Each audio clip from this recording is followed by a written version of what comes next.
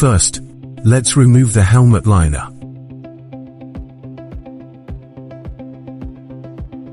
Most modern helmets usually come with pre-designed speaker pockets on both sides.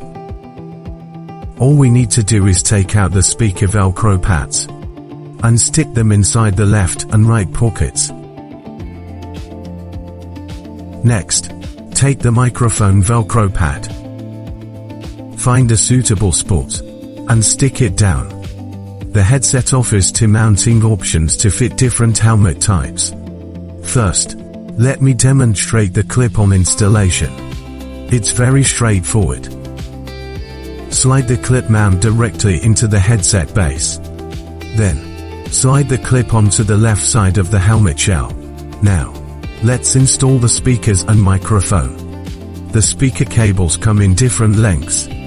The shorter cable goes on the left side, and the longer cable goes on the right side. Now that the speakers are in place, we can plug in our microphone. Connect it the exact same way. Once connected, tuck the excess wires neatly inside the helmet shell. Then, snap the helmet liner back into place.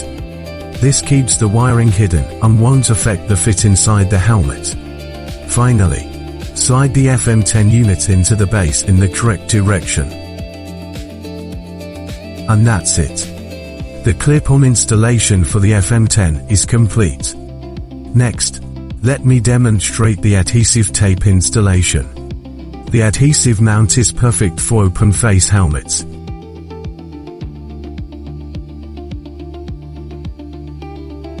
First, take this single-sided adhesive pad and apply it to the headset base.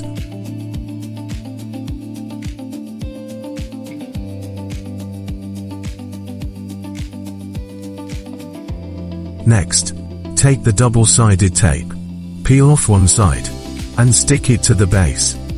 Once firmly attached, peel off the protective film on the other side.